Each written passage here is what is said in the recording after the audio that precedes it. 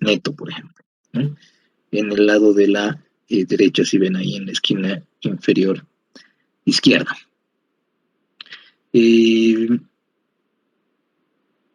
Bueno, aquí he colocado dos ejemplos más. Revisaremos que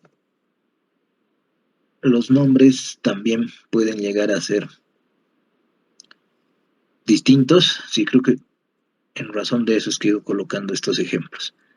El ejemplo de la izquierda no dice partidas que no generan movimiento de fondos o de efectivo, dice algo ya todavía más extenso, ¿no? Dice reconciliación de la ganancia neta del ejercicio con los flujos de efectivo generados por aplicados a actividades de operación, ¿no?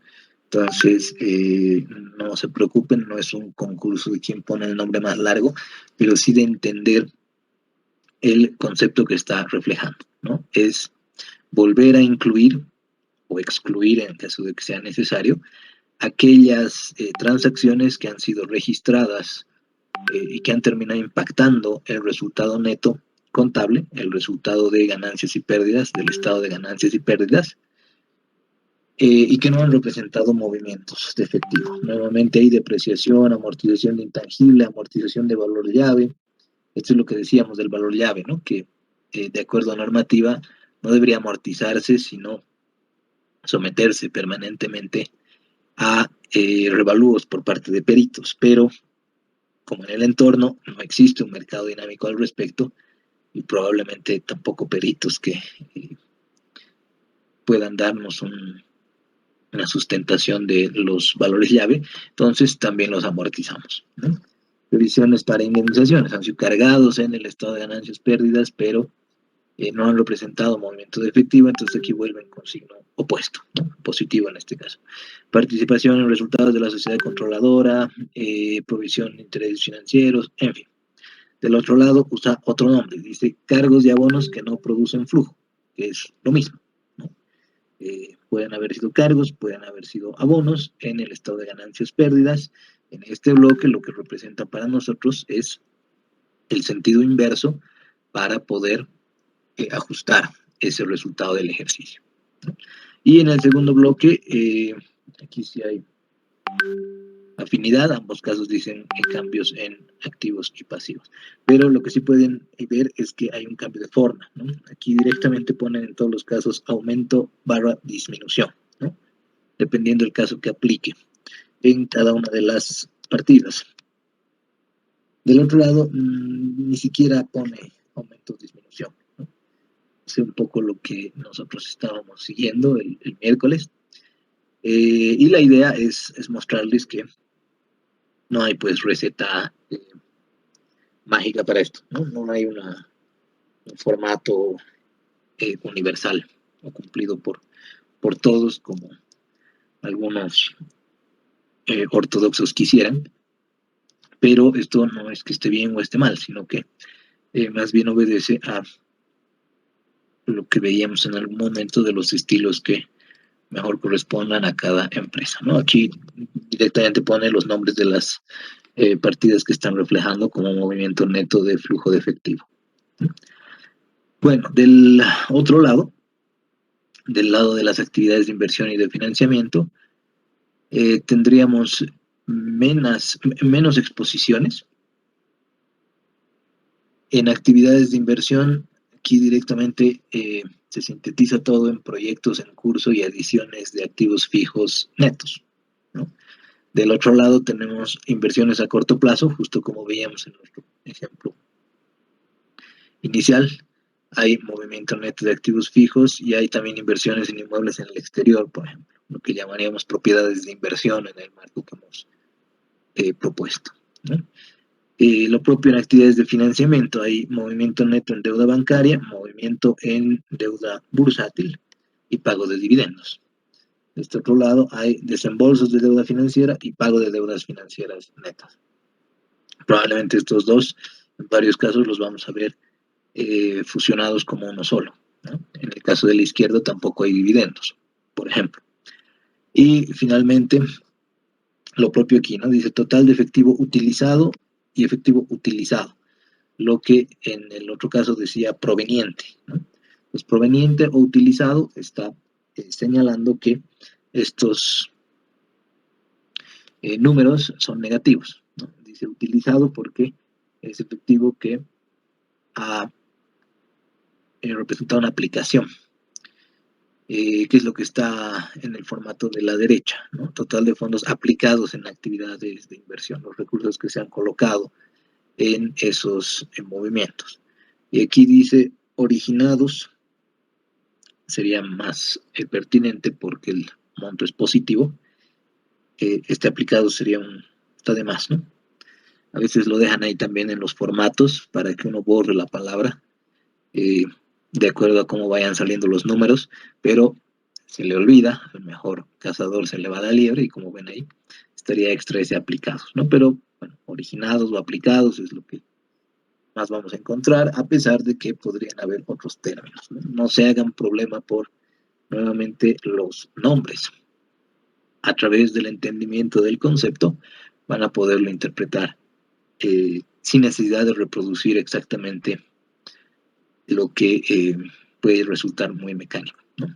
Y al final está aumento neto del efectivo durante el ejercicio, la fusión de los tres valores, incremento, disminución, dice de fondos, ¿no? Disponibilidad al inicio, la fusión de estos dos debería dar lo que está en el balance, ¿no? Lo propio de este otro lado. Efectivo neto aplicado en actividades de inversión, y aquí generado por aplicado a, ¿no? Entonces es ese problemita a veces. Este, por ejemplo, sí es controversial porque dice aplicado, a pesar de que es positivo, ¿no? Entonces podrían hacerse sugerencias a medida que vayamos resolviendo los próximos ejercicios, lo vamos a ir considerando también. Sugerencias de mejora en la exposición o en alguna otra, en algún otro sentido de forma, ¿no? Aquí de nuevo hay cambios en activos fijos y en activos intangibles. Eso representan los movimientos de actividades de inversión. Y en el otro caso hay cambios en el patrimonio, ¿no? En el patrimonio, pero referido al capital pagado. Entonces, hay préstamos bancarios también, deuda en emisión de valores. Del otro lado hay movimientos en intereses pagados, amortización de bonos, emisiones, préstamos financieros, amortización de préstamos. Como decíamos, como estos dos son financieros y estos dos son bursátiles, a veces vienen en su efecto neto, o sea, en su efecto sintético, ¿no? Los dos, estos 444 millones menos los 159 millones, porque ambos vienen de la misma fuente, ¿no? Bueno, esas serían los ejemplos que podríamos haber tenido. Y bueno, recalcar esto, ¿no? Cuando tenemos un incremento de alguna partida de activo, esto tiene una relación inversa con las disponibilidades. Es decir, si nosotros adquirimos un camión, segundito, si nosotros adquirimos un camión, lo que estamos reflejando en el estado de flujo de efectivo en términos de las disponibilidades es una disminución, ¿no? Porque estamos asumiendo que para tener ese camión necesitamos erogar fondos. Lo propio del otro lado, ¿no? Si un activo se está reduciendo, por ejemplo, las cuentas por cobrar, vamos a asumir que en términos netos, en un sentido sintético, las disponibilidades van a reflejar un aumento, porque claro, asumimos que si estamos disminuyendo las cuentas por cobrar, se trata de un aumento de efectivo porque seguramente los clientes que nos debían nos están pagando, ¿no? De nuevo, todo esto en efectos finales, ¿no? En efectos que reflejan ya la combinación de todas las transacciones, es la compensación de todas las subidas y bajadas que podrían haber en esa partida. Del otro lado, la relación es más bien directa, decíamos, ¿no? Mientras el pasivo y el patrimonio estén aumentando, Eso también va a reflejar un aumento en las disponibilidades y lo propio en el sentido opuesto, ¿no? Si se reduce la deuda financiera, si se reduce la cuenta por pagar, estamos asumiendo que para haber logrado ello necesitamos deshacernos de recursos, es decir, justamente cumplir con nuestras obligaciones. Así que por eso es que representan una disminución. Entonces es lo que había que tener en cuenta, ¿no? Del lado del activo es una relación inversa y del lado del pasivo y del patrimonio es una relación directa. Así que, bueno, habíamos quedado acá, el método directo y el método indirecto, que deberían llegar, como decíamos, al mismo flujo de actividades de operación. Así que continuemos con nuestros ejercicios, ¿no? Habíamos quedado acá, solo que voy a mover esto un poco para... Ahí está. Porque todo este espacio yo lo tengo lastimosamente lleno de ventanas para ir viendo el chat y la lista de participantes. En fin, habíamos quedado aquí y habíamos llegado a este flujo de actividades de operación de 1175. Habían quedado algunas interrogantes que vamos a tratar de absolver ahora. Por ejemplo, el hecho de que si nosotros prescindiéramos de este monto de 377 de previsión para indemnizaciones, no habría ninguna afectación a este flujo de actividades de operación, ¿no? Esto es lo que Jonathan nos señalaba, que era porque aquí habíamos colocado justamente la deducción de este monto de previsión. Y si bien esto terminaría con un monto de 113 como originador de recursos, no tenía sentido, ¿no? Porque esto era un pago de finiquitos. Ahora, lo que teníamos que hacer era justamente realizar estos análisis una vez que completemos este monto de 1409. Así que continuemos. No olviden hacer notar sus inquietudes, por favor, porque caso contrario no se las llega a tomar en cuenta y luego quedan más confundidos de lo que puede ser valioso para aprovechar la materia, ¿no? Entonces, tomen el micrófono, no hay ningún inconveniente con sus preguntas o intervenciones. Pasemos entonces al flujo de actividades de inversión. Y revisando la estructura de este balance general, solamente correspondería a estos dos movimientos, ¿no? En estas dos partidas, los bienes de uso y los activos intangibles. Ninguna otra cuenta podría corresponder a las actividades de inversión, así que también estaríamos de alguna forma en un caso en el que el total del activo no corriente corresponde a las actividades de inversión, ¿no? Así que ahí vamos a poner actividades de inversión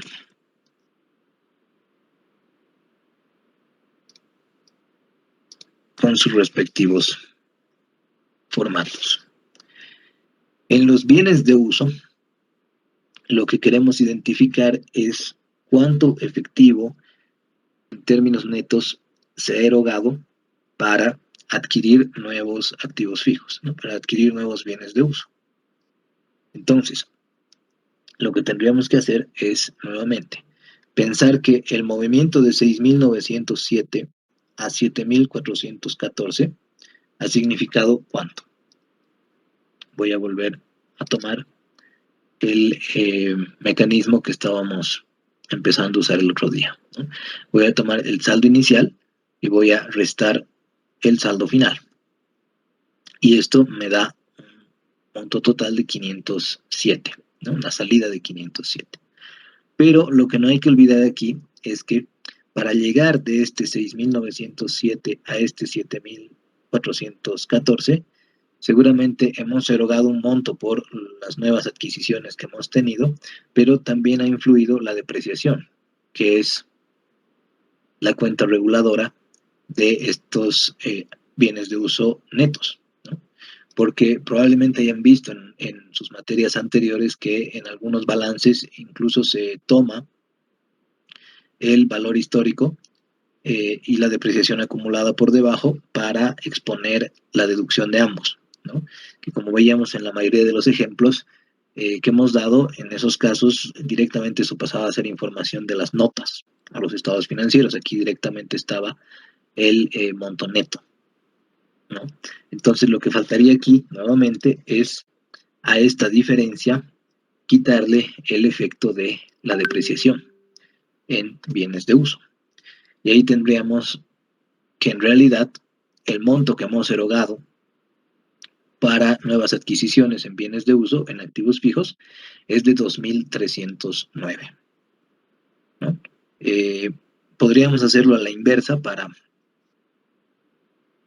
justamente analizar cómo llegamos de estos 6.907 a estos 7.414 que están al final del periodo. Hemos empezado con estos 6.907 el año, ¿cierto? Con este monto en bienes de uso, en activos fijos. Ahora, si quisiéramos trazar la ruta que hemos recorrido para llegar a este 7.414, lo primero que tendríamos que hacer es saber cuánto hemos destinado, cuántos recursos hemos destinado a esta partida, eh, para saber en cuánto debería haberse incrementado. Entonces, como aquí ya tenemos lo que hemos hecho en sentido inverso para rastrear la erogación como tal, podríamos sumar esos 2.309. Aquí estoy poniendo un menos porque aquí la celda ya está en negativo, ¿no? Entonces, menos por menos da más y estoy sumando para llegar a 9.216. Pero nosotros al final del año no teníamos 9.216, sino que teníamos 7.414. ¿Cuál es la diferencia entre estos dos montos? El efecto de la depreciación, ¿no? Como la depreciación para el periodo ha sido de 1.802, seguramente al deducirla vamos a poder llegar a estos 7.414, ¿no? Que esta es la lógica que tenemos que tener bien en claro para justamente poder analizar qué es lo que está ocurriendo con estos movimientos de flujos. Entonces aquí hemos hecho lo inverso. Teniendo ya este monto que ha significado, que ha representado la erogación de recursos destinados a los activos fijos, podríamos reproducir lo que ha terminado ocurriendo para llegar a este 7.414, ¿no? Entonces, nuevamente, 6.907 más esos recursos que hemos destinado a activos fijos, 9.216. Pero, como decíamos, si es que nosotros hemos destinado estos 2.309, debería incrementarse el activo, efectivamente se está incrementando, pero no hasta 9.216, porque parte de la actividad del año ha hecho que el agotamiento en bienes de uso, la depreciación en bienes de uso, sea de 1.802. Entonces, si restamos ese monto, vamos a tener la llegada a ese 7.414. Entonces, bueno, de eso trata. Aquí lo que hemos hecho es algo similar, pero en sentido inverso, ¿no? Hemos visto cuál ha sido la erogación en términos de efectivo, 2.309, a partir del movimiento entre el inicio y el final del saldo neto en bienes de uso y el efecto de la depreciación de esa cuenta reguladora de activo. Veamos lo propio en los activos intangibles, ¿no? Para cotejar este procedimiento.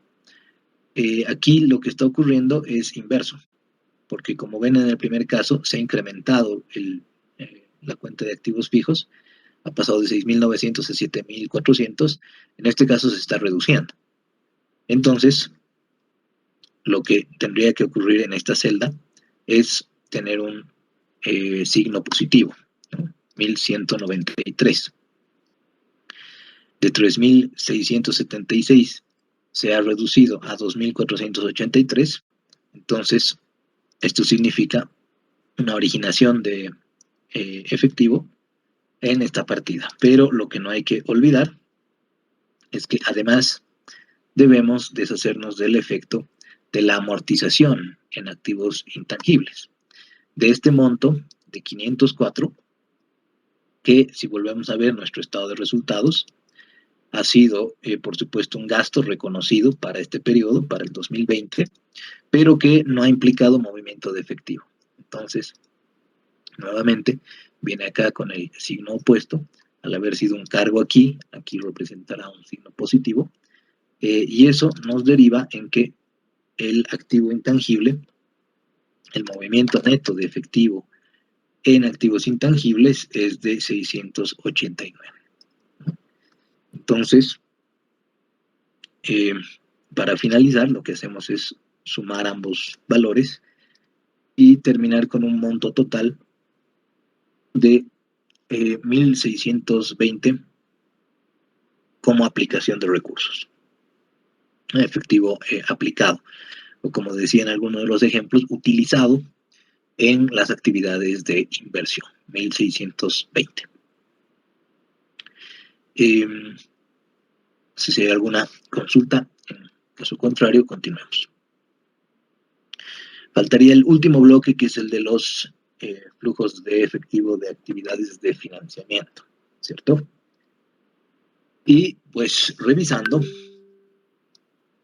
a lo largo de todas las partidas del balance, no hay movimientos de deuda más que esta deuda bancaria a corto plazo y esta deuda bancaria a largo plazo, ¿no? Esos serían los únicos dos movimientos. Ahora bien, como todavía no hemos disgregado el patrimonio neto, alguien podría decir, pero entre estos dos valores podría haber un aumento de capital pagado.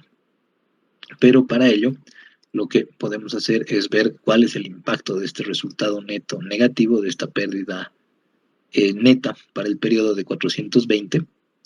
Entonces tomaríamos, en vez de estos 9.462, tomaríamos el saldo anterior y nuevamente esta es la vinculación que tienen estos dos estados, ¿no? El estado de resultados, aquí no hay dividendos, no hay ajustes, no hay reservas, no hay reexpresiones, directamente este es el monto que pasa a el resultado acumulado. Como ven, es el mismo. Entonces, se trata solamente de la incorporación de este resultado neto a la partida de resultados acumulados. Ninguna de las otras cambia, por ende, no podría haber una actividad de financiamiento o algún movimiento de actividades de financiamiento desde el patrimonio. Así que, bueno, solo nos toca incorporar esas dos, ¿no? La deuda bancaria a corto plazo y la deuda bancaria a largo plazo. Ahora bien, al tratarse de un pasivo, el tratamiento es inverso. Estos 1.341 que se tenían al inicio del periodo han terminado siendo 1.101, con lo que, a efectos de considerar los términos netos del movimiento en esta partida, diríamos que es una aplicación de 240 bolivianos, 240.000 o 240 millones. Habíamos dicho, no sabemos en realidad en qué términos están expresadas estas cifras. Pero la diferencia hace que haya una reducción de disponibilidades. ¿Por qué? Porque para pasar de 1.341 a 1.101 asumimos que hemos tenido que pagar estas obligaciones, ¿no? Pagar involucra destinar recursos a esos fines, ¿no? Del otro lado hay un sentido opuesto. La deuda bancaria a largo plazo se ha incrementado de 2.596 a 3.364. Entonces, si tomamos, al tratarse de un pasivo o del lado derecho del balance, para quienes quieran manejarlo todavía de esa forma, tomamos este saldo al final y le restamos el saldo inicial. Y lo que tenemos es una originación de recursos de 768. ¿No? Es un monto positivo porque este pasivo se ha incrementado. Entonces, no olvidemos, de este lado, la relación entre las disponibilidades y los movimientos en estas partidas es directa, del otro lado es inversa, ¿no? Y esas serían todas las partidas que habría que considerar. Nuevamente, como hemos llegado acá a un resultado neto negativo, creo que esto lo señalaba Yeli el miércoles, no hay ni siquiera una exposición de impuestos ni dividendos. Entonces esas serían las únicas dos cifras que tendríamos que considerar. Aquí al final pondremos... Adelante, por favor.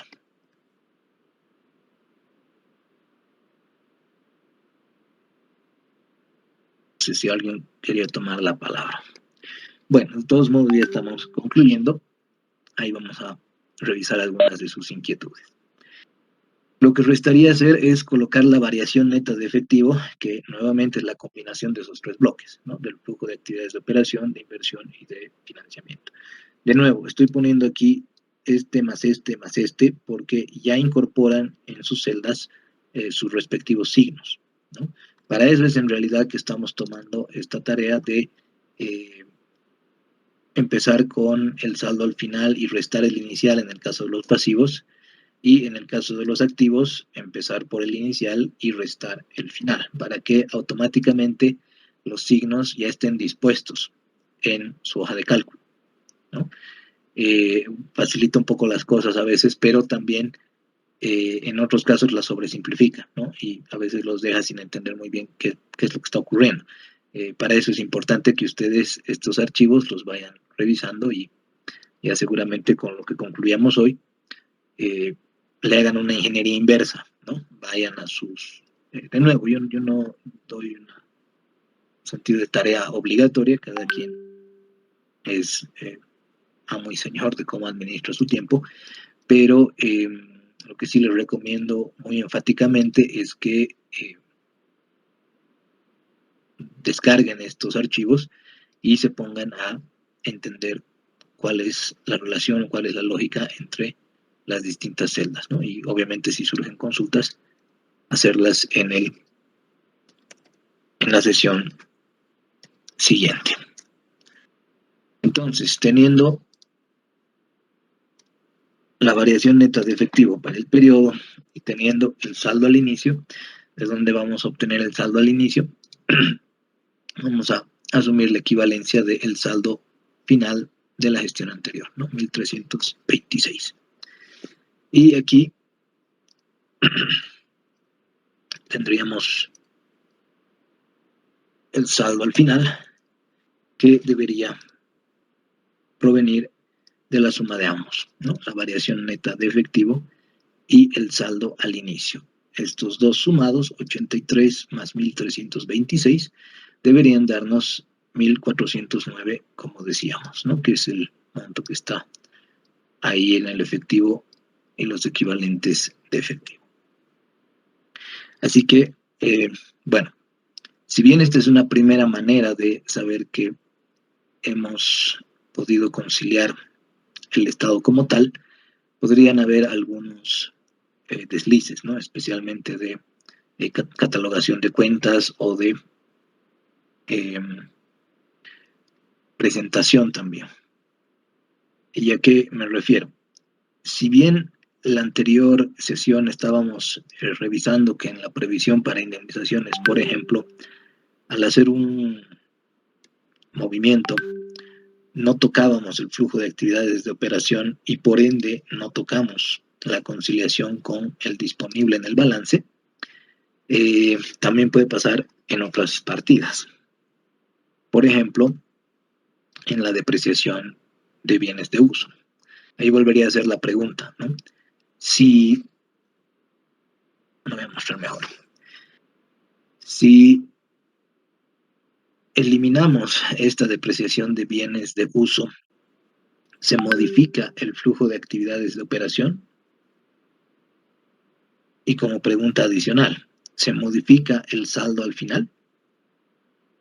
No sé si alguien quisiera contestar. Nuevamente, ¿no? Al igual que en este caso, previsión para indemnizaciones, si es que lo borramos, hay por supuesto movimiento en el pago de finiquitos, pero no altera el flujo de actividades de operación y menos el saldo al final. Ahora, la pregunta es, si elimináramos esta depreciación de bienes de uso, ¿afectaríamos el flujo de actividades de operación? Y, adicionalmente, ¿afectaríamos el saldo al final? Sí, no, ¿por qué? ¿Alguna idea por ahí?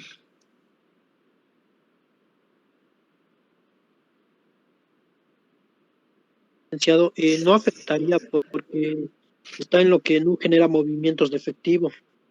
¿Ya? ¿Cuál no afectaría, Luis? ¿El flujo de actividades de operación o el saldo al final?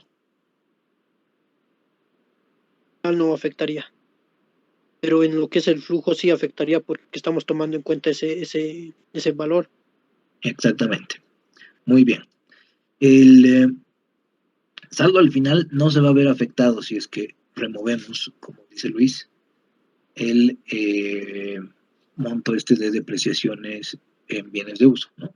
Pues yo lo borro, no se afecta el saldo al final, sigue cuadrando, sigue llegando al puerto que quisiéramos. Ahora, lo que sí ha pasado es que este flujo de actividades de operación ya no es el mismo, ¿no? ¿Por qué? Porque nuevamente, como ya no está ajustando este resultado neto contable en términos de las partidas que no han generado movimientos de efectivo, entonces reduce, ¿no?, significativamente este flujo de actividades de operación. Pero también se compensa desde el flujo de actividades de inversión porque, de nuevo, al no estar aquí incorporado, solamente consideraría el movimiento entre estos dos saldos inicial y final de bienes de uso. Entonces, ¿cuál es el problema? Aquí es donde ya tendríamos que empezar a priorizar el hecho de que este estado no sirve tanto para el efecto reductivo que algunos le atribuyen, que es simplemente constatar que esto cuadre con el balance. Este más bien diríamos es una interpretación muy reductivista del potencial que tiene este estado financiero. Como ven acá, incluso si eliminamos todo el bloque de partidas que no generan movimientos de efectivo, vamos a seguir cuadrando, 1409.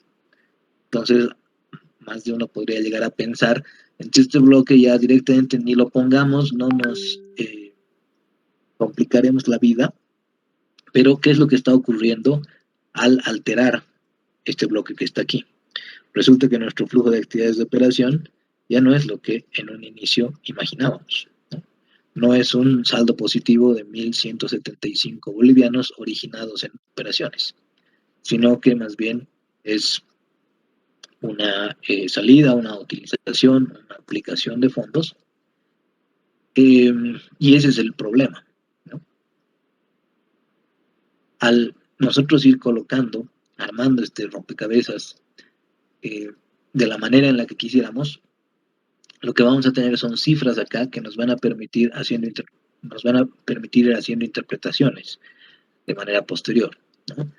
Como antesala, el efectivo de una compañía debería provenir principalmente de las actividades de operación, ¿no?, porque para eso ha sido creada. Mientras que en la gran mayoría de los casos, estas actividades de inversión deberían estar permanentemente en negativo, como una aplicación de recursos. ¿Por qué debería ser así? Porque cualquier empresa que tenga la expectativa de crecer en el largo plazo tendría que estar haciendo reinversiones permanentemente, ¿cierto? Y ya el bloque de actividades de financiamiento va a tener múltiples formas de exposición y concordancia con la estrategia, pero que van a depender, por supuesto, de muchos factores, del momento de la etapa del ciclo de vida de la compañía, de si se están anticipando fuertes inversiones a futuro, pero bueno, lo vamos a revisar en su momento. El punto es que ahora vayamos percatándonos de la importancia que tiene que nosotros podamos exponer las cosas de la mejor manera posible, ¿no?, que ese era nuestro objetivo desde el principio. Seguir la directriz de que estos estados financieros lo que tienen que hacer es reflejar de la mejor forma posible la realidad económica de la empresa. Entonces, antes de irme al método directo, no sé si alguien tiene alguna consulta o si todo está claro. Licenciado, Adelante. tengo una duda. Sí, adelante. Luis. Con lo que es el costo de lo vendido, ¿no tendría que subir también a lo que es partidas que no generan un movimiento de efectivo? No, porque este costo, Luis, justamente es el que hemos tenido que erogar para poder proveer todos estos equipos, ¿no? No sabemos exactamente a qué se dedica esta empresa. Por ejemplo, se segrega su ingreso operativo en ventas de equipos institucionales, ventas de equipos particulares, ventas de partes y repuestos y servicios, ¿no? Tanto de mantenimiento como de capacitación. Pero este costo de lo vendido, lo que debería sintetizar en estos 7.291, es el esfuerzo económico que se realiza para poder ofrecer todo esto a los clientes, ¿no? Entonces, esto también lo vamos a ver en el método directo, ya en una reproducción más directa de este estado de resultados, pero justamente haciendo esa distinción que tú ya estarías empezando a señalar, ¿no? Pero en el caso del costo de lo vendido, no tenemos más información para ello, pero tendríamos que asumir que sí es movimiento de efectivo. Las únicas dos probablemente que tengamos que excluir en ese caso son las depreciaciones y las amortizaciones, ¿no? Esto toma como el costo que ha salido en el caso de un equipo institucional, costo que ha provenido del inventario, ¿no? Del inventario ha venido acá, y es el esfuerzo económico para poder proveer ese equipo. Licenciado, pero No, digamos, tendríamos que aumentar a lo que es el inventario, porque en donde está en movimientos netos de activos y pasivos operativos, ahí es que se ha comprado, o sea, ese material para la venta. Entonces, en el otro exactamente. que no ha salido, ahí tendría que subir, digamos, lo que es el importe, porque ya ha salido eso del costo de lo vendido y tendríamos que ingresar a inventario, o sea, ese monto y subir a partidas que no generaron movimiento de efectivo ese costo de lo vendido. Y así también, igual que las otras cuentas, no va a modificar lo que es el resultado final, lo que es con lo que es el efectivo, pero sí va a afectar a lo que es el flujo de efectivo de activos operacionales. No, Luis. Lo que pasa es que lo que no hay que olvidar es que estos montos que ya nos muestran de estado de resultados y de balance general, y bueno, los que hemos preparado de este lado, ya han reflejado todos esos movimientos que señalas, ¿no?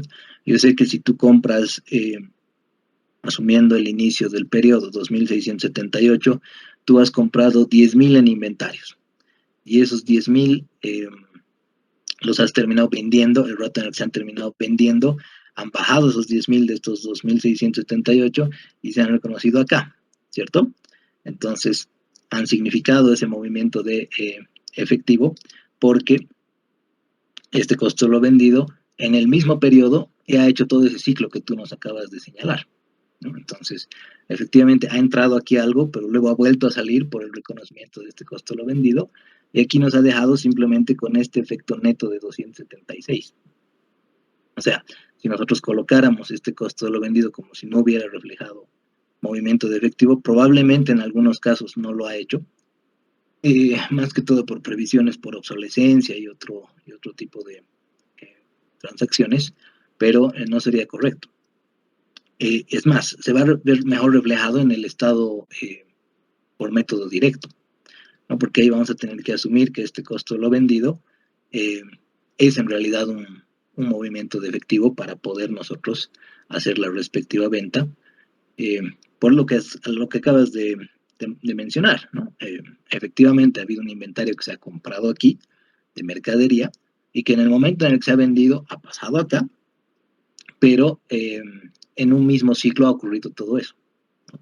Entonces, lo que no hay que olvidar es que estos montos son efectos netos de todo el movimiento que ha transcurrido en un periodo dado. Y eso es lo que no hay que perder de vista, porque claro, en el fondo podría parecer que todo es un esquema en el que no necesariamente hay movimientos de efectivo, sino que de lo que se introduce, digamos, los recursos a la compañía en un inicio, al final todo se va conciliando contablemente. Pero eso sería falso, ¿no? Porque para subir esos 10.000 iniciales has tenido que pagarlos. Y a partir de ese pago hasta que ha vuelto en forma de cobranza cliente, ya sea en efectivo o ya sea a crédito, ha habido pues un movimiento de efectivo, ¿no?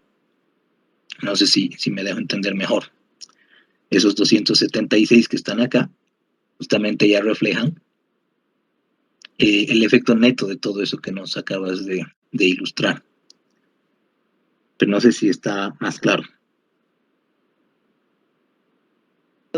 Y en todo caso, entonces, por decir lo que es el costo de lo vendido en lo que es el método indirecto, no lo utilizamos.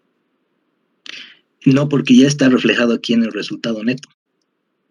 O sea, no, lo que no hay que olvidar en el método directo es que este resultado neto que está extrayéndose de esta celda de una pérdida de 420, este 420 ¿de dónde viene?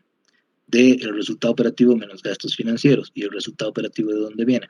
Del resultado bruto menos todos estos gastos operativos. Y así sucesivamente, ¿no? El resultado bruto ¿de dónde viene? El ingreso menos el costo de lo vendido. Pero creo que lo vamos a poder ilustrar mejor con el método directo. Porque, claro, entiendo tu preocupación. Parecería que al haber pasado este inventario al costo, no ha habido movimiento de efectivo y simplemente se ha hecho un traspaso entre cuentas. Y sí, efectivamente ha pasado eso, pero lo que no hay que olvidar es que dentro de este mismo periodo en el que estamos revisando todos los movimientos netos de efectivo, ¿no? Entonces, sí se está reflejando en el indirecto este costo de lo vendido, pero ya a partir del resultado neto. ¿Qué es lo que decía el otro día, no? Estamos en el método indirecto tomando una especie de atajo, porque ya estamos partiendo del resultado neto. Y este resultado neto ya ha involucrado todos los ingresos, menos los gastos, más las ganancias, menos las pérdidas, ya ha sintetizado todo esto en ese número del resultado neto. Entonces, obviamente, con los bemoles del devengamiento y de las partidas que no han representado movimientos de efectivo, que las hemos enmendado acá, ¿no? Entonces, este resultado neto lo hemos vuelto un flujo en base de efectivo, que ha llegado a ser, en este ejemplo es interesante, de una pérdida de 420, en realidad en términos de efectivo ha sido una generación de 1.170. Pero nuevamente lo vamos a ver mejor en el método directo. No sé si habría alguna cosa más antes de empezar con esto. Licenciado. Adelante. Lizeth. Tengo una pequeña duda con respecto a las relaciones directas y las inversas de los costos iniciales y finales. ¿Por qué con algunas cuentas se debe hacer eso y por qué con algunas cuentas no? Ya. Por ejemplo, en el exigible comercial, ¿por qué he partido del inicial y he restado el final? ¿Y por qué en el pagable comercial he partido con el final y he restado el inicial? ¿Eso?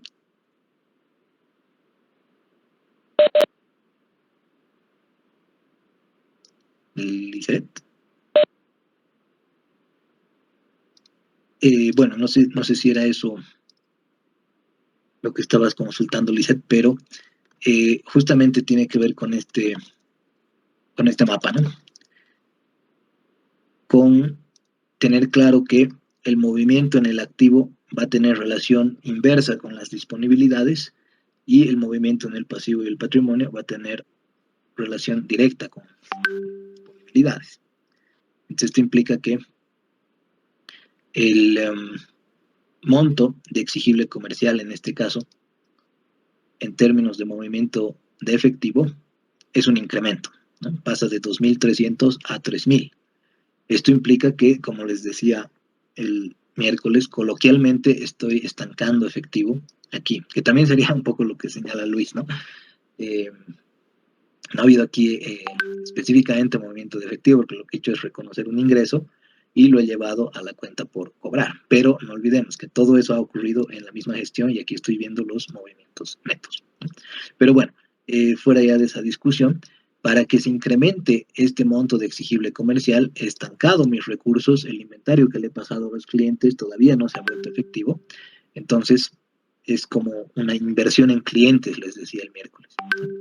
Entonces, para que aquí ya salga el signo apropiado, yo ya sé que al subir esto de 2.300 a 3.000, he aplicado efectivo, ¿no? He estancado recursos.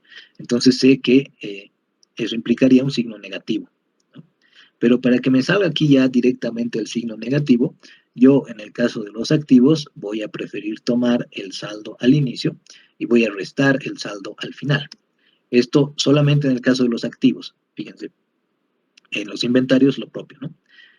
Para que suba este inventario de 2.600 a 2.900, seguramente he tenido que erogar recursos, ¿no? Así que para que directamente me salga acá cuánto he erogado extra, en términos netos nuevamente, porque aquí no estamos viendo la previsión por obsolescencia de inventarios, u otros factores, como han visto en el ejemplo de destrucción de inventarios, ¿cierto? Podrían haber algunos casos que no han significado un movimiento, pero este ya me está reflejando el movimiento neto en función a la información con la que cuento. Entonces, yo, en base a los datos que me han proporcionado, lo único que puedo hacer es asumir que para que esto suba de 2.600 a 2.900, he tenido que pagar 276 adicionales, ¿no? Y lo mismo en los gastos prepagados, subida de 476 a 522, voy a tomar este valor, a tratarse de un activo, al inicio, y voy a restar el monto al final. Podrían hacerlo de la otra forma, e ir poniendo ustedes los signos en cada uno de los casos. Pero para fines prácticos y para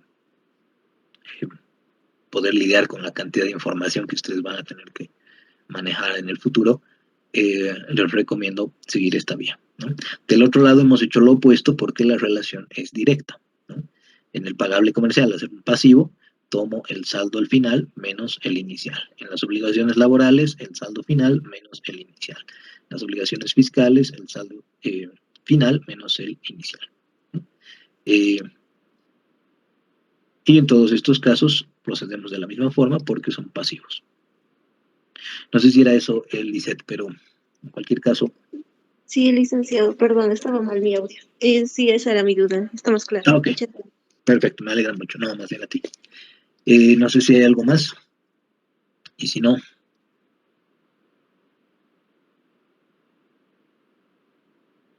de todos modos voy a poner aquí algunos ejemplitos para que sigan en el archivo que vamos a subir.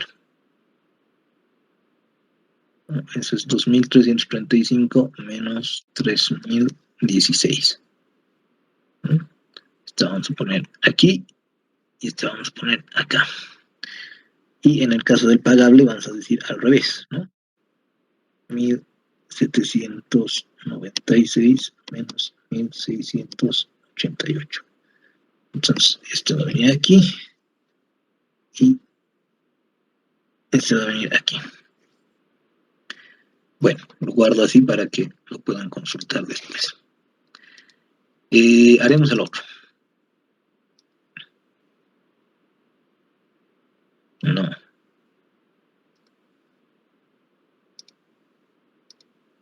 Para que se les quede ahí las flechitas si las necesitan. Voy a hacerlo en otra hoja ya. Ok. Haremos el otro. En el otro, nuevamente, lo que tenemos que hacer es reproducir este estado de resultados, pero desde una base de efectivo. Y para ello, vamos a poner cobros menos pagos. Eso es lo que dice la NIC 7.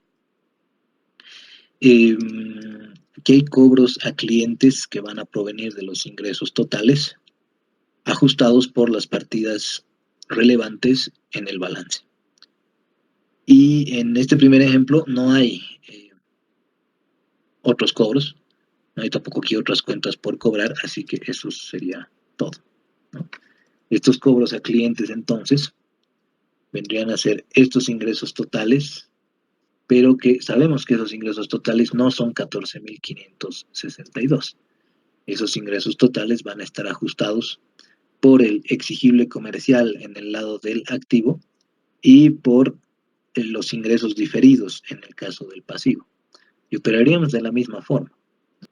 Tendríamos que introducir la diferencia en las cuentas por cobrar comerciales y en los ingresos diferidos, utilizando el mismo esquema que hemos usado en el otro caso, ¿no? Al ser un activo, tomo el saldo inicial, le resto el final, y en el caso del pasivo, tomo el saldo final y le resto el inicial. Entonces, aquí tengo una forma aproximada de cómo tratar las entradas de efectivo en relación a los clientes, ¿no? 13.809. ¿Por qué? Porque si recuerdan lo que estábamos diciendo al analizar el efecto del devengamiento, decíamos, ¿qué pasa si una compañía vende 1 millón, pero en el mismo periodo, como efecto neto, sus cuentas por cobrar se incrementan en 900.000? En realidad, ¿cuánto ha cobrado a clientes la compañía? Y claro, la compañía termina cobrando solamente 100.000. Porque si bien están reconocidos los ingresos por 1 millón, si es que el exigible comercial se ha incrementado en 900.000, ha estancado 900.000 bolivianos, resulta que los cobros a los clientes solamente van a ser de 100.000 seguramente con este ajuste que acabamos de hacer, ¿no? Entonces aquí incluso van viendo la relación que tiene el método indirecto con el directo. Al final lo único que está haciendo es tomar las partidas del estado de resultados y ajustarlas directamente, ¿no? A pesar de que la desventaja aquí va a ser que no tengamos estos bloques de partidas que no generan movimientos de efectivo y de movimientos netos en activos y pasivos operativos. Por eso decíamos que cada uno de los enfoques tiene distintos usos, ¿no? Y vamos a plantear algunas ideas de manera posterior. Ahora sí, en pagos, voy a asumir que es una compañía comercial. Adelante, Gelly. Una consulta. Claro que sí. Me he perdido en el cobro a los clientes de cuáles Claro. ha restado y cuáles ha sumado. Sí, con todo gusto. Está muy bien, porque al final lo que quisiera, uno de los objetivos de la materia, incluso me animaría a decir, es que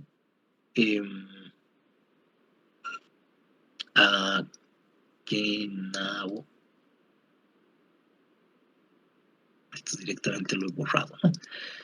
Pero les decía, uno de los objetivos es que ustedes incluso, no lo voy a poner como ejercicio de examen, mucho menos, pero es que ya entendiendo estas relaciones, uno puede pasar del método indirecto al directo y viceversa, ¿no?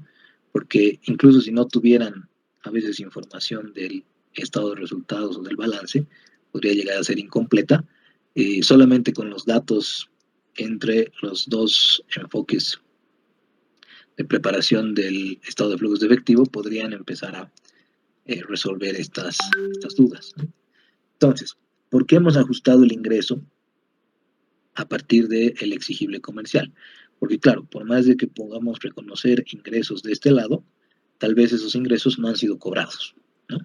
Entonces, este va a ser un primer ajuste que vayamos a realizar de las cuentas por cobrar. Para eso era el ejemplo de, si yo reconozco aquí como ingresos 100.000, pero este exigible comercial se incrementa en 20.000, aquí lo que va a resultar es un cobro de 80.000, porque es la diferencia, ¿cierto?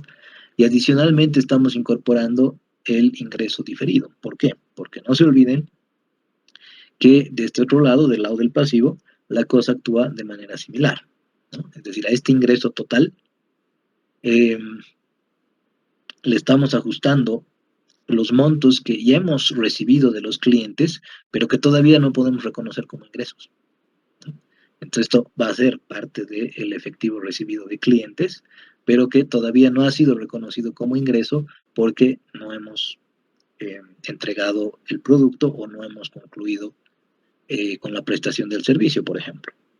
Entonces, por eso que a estos cobros a clientes que en general la norma les llama efectivo recibido de clientes, le estamos ajustando estas dos partidas, ¿no? Y de la misma forma en la que hemos hecho en el otro caso. En el activo, el inicial menos el final, y en el pasivo, el final menos el inicial. Y nos da que, si bien aquí tenemos un ingreso reconocido de 14.562. En realidad, en términos de efectivo, son 13.809. No sé si queda más claro, Yeli, o si hay alguna duda. Sí, solo que tenía, he puesto el signo negativo en vez de positivo, por eso me estaba confundiendo y me estaba saliendo mal. Ok, no te preocupes. No te preocupes. Eso va a tomar un tiempito, no se preocupen en poner los signos apropiados, ¿no? A veces uno lo va haciendo muy rapidito y termina teniendo el mismo orden que en el activo, y no se olviden, cuando pasan esta barrera de aquí, ya hay que cambiar el orden, ¿no? Pero bueno, más que cambiar el orden es el entender el porqué, y ya saben que una relación es inversa y la otra es directa, ¿no? Bueno, ahora viene la preocupación también que tenía Luis. En pagos a proveedores estoy asumiendo una compañía comercial, porque ventas de equipos me sugiere que trabajan con bienes físicos, ¿no? Entonces voy a tomar este costo de lo vendido y lo que voy a hacer es ajustarlo por las partidas que correspondan en activo y pasivo. En este caso va a ser el inventario, porque como bien ha señalado Luis, todo ese movimiento que podría haberse dado en el año, no olvidemos, tenemos que reflejarlo aquí como el efecto neto en términos de movimiento de efectivo. Así que empezamos por este costo de lo vendido, y cuál sería una de las partidas claves en relación al costo, que es lo que manejaban en administración de costos también, ¿no? Para poder pasar del costo de lo vendido con el movimiento del inventario y el movimiento del pagable a las compras, podían hacer unos círculos interesantes para poder obtener las incógnitas, ¿no? Pero bueno, aquí sería el movimiento del inventario y también de las cuentas por pagar. ¿Por qué? Porque puede ser que mi inventario haya subido mucho, pero al mismo tiempo mis cuentas por pagar. Entonces resulta que he adquirido un montón de inventario, pero no he pagado todavía ni un peso por ello, porque mis proveedores me han dado crédito. Entonces es la razón por la que estamos viendo aquí cuál sería el efecto de este costo de lo vendido en relación a esas otras dos partidas, ¿no? Entonces, si el costo de lo vendido hubiera sido tal monto y no hubiera habido movimiento en inventario y no hubiera habido movimiento en cuentas por pagar, o ese movimiento se hubiera compensado, digamos, podríamos tener un monto muy similar acá. Pero esta sería ya la versión en términos de pagos a proveedores, ¿no? Asumiendo nuevamente que es una compañía comercial. Vamos a poner aquí pagos por gastos administrativos. Y lo que va a ocurrir aquí es, de nuevo, voy a tomar este valor, 2.239, que ha sido el gasto reconocido para este año, y lo que voy a hacer es ajustarle las partidas que mejor correspondan, ¿no? Por ejemplo, los gastos prepagados, decíamos, gastos por seguros, suscripciones, software como servicio, en fin. Tendríamos que ajustar estos gastos prepagados, y del otro lado podríamos ajustar las obligaciones laborales, no se olviden, ya en este caso a la inversa. También las obligaciones fiscales, a no ser que hubiera una partida extra para gastos o pagos por gastos impositivos, pero aquí no la vamos a usar porque directamente no tenemos siquiera un impuesto a las utilidades, así que la vamos a introducir por esta vez en gasto administrativo. Y la última sería la provisión para indemnizaciones, ¿cierto? Y creo que es todo. No habría nada más que se pueda aplicar a los gastos administrativos. En los otros casos, pagos por gastos de comercialización, pagos por gastos de mantenimiento, vamos a asumir, porque no contamos con más información, que se trata de movimientos de efectivo, ¿no? En gastos de comercialización y en gastos de mantenimiento. Claro, alguien podría reclamarnos y decir, pero es que aquí ha habido una transacción que en realidad no era movimiento de efectivo y hay que excluirla. Efectivamente, ese debería ser el tratamiento. Si sabemos de alguna transacción que está aquí adentro, de algún movimiento que esté dentro eh, de estas cifras que no ha representado un movimiento de efectivo, hay que excluirlo, ¿no? ¿Qué es lo que haríamos con estas dos partidas? En este ejercicio, las depreciaciones y las amortizaciones no son movimiento de efectivo, eso lo sabemos. Así que no tendrían por qué estar contempladas en este bloque, ¿no?, de pagos. El que sí restaría por considerar es el de gastos financieros, ¿no? Nuevamente asumiendo que es un movimiento de efectivo, y probablemente aquí en las cuentas de pasivo podrían haber intereses por pagar, o podrían haber provisiones por intereses. Entonces ahí sí tendríamos que hacerle el ajuste de este lado, ¿no? Pero no es el caso. Otra cosa que sería importante sería destacar, pero ya por el tiempo lo vamos a hacer desde el miércoles, que esto también podría separarse para figurar en las actividades de financiamiento. Pero por ahora no estamos siendo tan rigurosos. Lo que quisiéramos saber es si efectivamente hemos llegado al mismo monto. Y aquí lo que tendríamos que hacer es sumar eso.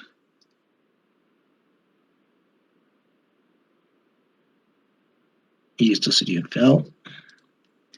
Y son 1175, como habíamos llegado en el primer caso, ¿no?, en el método indirecto.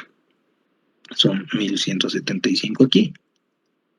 Y como decíamos el miércoles, uno de los primeros criterios para saber si vamos por buen camino es si esos dos montos efectivamente están llegando al mismo destino, ¿no? Ahora, obviamente, en términos analíticos hay diferencias, ¿no? Aquí, por ejemplo, podemos saber cuál es la ruta que se traza desde el resultado neto hasta el flujo de actividades de operación en términos de los dos bloques que configuran los movimientos netos en activos y pasivos operativos y las partidas que no generan movimientos de efectivo. Mientras del otro lado lo que tienen son bloques de entradas y salidas, básicamente, ¿no?, cobros y pagos. Pero que de cualquier modo tendrían que llegar al mismo número, a 1175. Ya en adelante es exactamente el mismo tratamiento, ¿no?, para poder llegar a este 1409, que era nuestro objetivo inicialmente. Así que, bueno, respecto a los otros dos, espero que los puedan resolver. Y no sé si ahorita alguien tiene ya las resoluciones de alguno de esos dos ejercicios, el 1.2 o el 1.3, que van a tener obviamente algunas diferencias, pero que en realidad van a ser la antesala para los próximos ejercicios. Consultas, dudas, comentarios, sugerencias. Licenciado, buenas tardes. Adelante. Disculpe una consulta. Maritza, adelante, con gusto. El último punto, creo que era pagos de administración, creo en el método directo, es pagos por gastos administrativos. No sé si nos podría explicar de eso, por favor, es que no lo entendí muy bien. Claro que sí. Algo que tiene que considerarse es que ahorita nosotros no tenemos acceso a los libros de la empresa, ¿cierto? Entonces, van a haber algunas partidas en las que es más pertinente aplicar los efectos de movimiento en las cuentas de balance, como en el pago a los proveedores hemos aplicado la relación con inventarios y pagable comercial, al menos tratándose de una compañía de ese tipo. En el caso de los gastos administrativos, hemos incluido los gastos prepagados, normalmente, como hemos visto en los ejemplos, consisten en pólizas y en suscripciones y en software y en una serie de... el software que estoy hablando en modelo SaaS, ¿no? No en como se solía antes tomar como si fuera un activo fijo en varios casos, ¿no? Hoy en día es prácticamente una suscripción también. Entonces, en ese sentido es que hemos incluido ahí el ajuste de los gastos prepagados, el ajuste de las obligaciones laborales, donde están los temas de AFPs, de los aportes patronales, de los aguinaldos, en fin. Y del otro lado también hemos puesto aquí las obligaciones fiscales. Probablemente en los otros ejercicios incluyamos aquí una partida de pagos por gastos impositivos, porque ya va a haber un sustento desde el estado de resultados para poder incluirla por separado. Pero al no existir aquí, o si quisieran, podríamos poner pagos por gastos impositivos, pero que no tiene referencia al estado de resultados porque aquí ha habido pérdida, ¿no? Ya directamente no hay ningún monto expuesto. Así que es por eso que aquí también hemos incluido estas obligaciones fiscales, que además en gran parte de los casos vienen unidas, ¿no? Estas dos partidas de obligaciones fiscales y sociales. Y el último que he aplicado ha sido este de previsión para indemnizaciones, ¿no? Que es el que concierne a los pagos de finiquitos, como hemos hecho en el otro caso. Así que esa sería la forma, Maritza. No sé si queda más claro, si hay algo más que quisieras que revisemos. En los otros dos casos, sí, adelante. Gracias, licenciado. Ok, está muy bien. En los otros dos casos, como les digo, no tenemos información suficiente para escudriñar qué porción de estos gastos de comercialización podrían no haber representado un aumento de efectivo para excluirlos, ¿no? Pero los vamos a considerar como si fueran efectivamente entrada o salida, y las que sí hemos excluido han sido estas depreciaciones y amortizaciones, ¿no? Porque eso sí. Y al final, nuevamente, una manera de saber si vamos por buen camino es sumar este 1175 y sumarlo de este lado también. No sé si hay alguna otra consulta. Esto ya lo voy a subir a Moodle como una resolución provisional. El día miércoles me encantaría que alguno de ustedes nos pueda exponer la resolución de alguno de estos dos, e incluso si no les ha terminado cuadrando perfectamente, o lo que suele ocurrir es que en un caso sí lo han logrado y en el otro no, y que justamente están tratando de identificar el obstáculo, el problema, así que para eso vamos a estar el día miércoles. Y si todo está muy claro, de todos modos vamos a subir ya nuevos ejercicios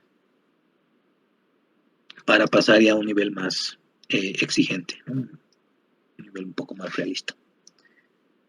No sé si hay algo más. Licenciado, buenas tardes. Buenas tardes, adelante. ¿En qué bibliografía nos podríamos apoyar, licenciado, con este tipo de ejercicios? Por ejemplo, Esto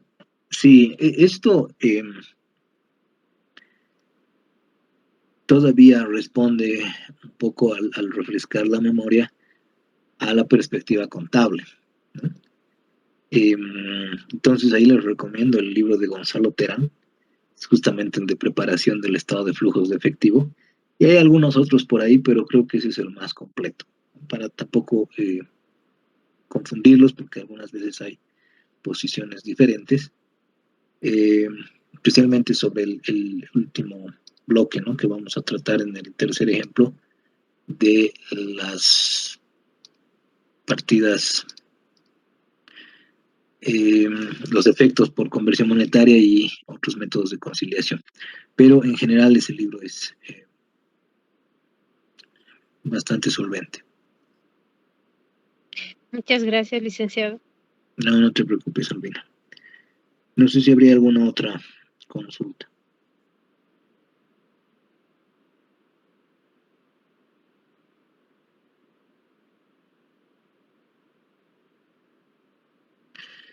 Bueno, entonces el día miércoles concluimos con esto. Nuevamente exhorto a, si alguien se anima a presentarnos la resolución de alguno de esos. Y bueno, en su defecto lo resolvemos en esa sesión.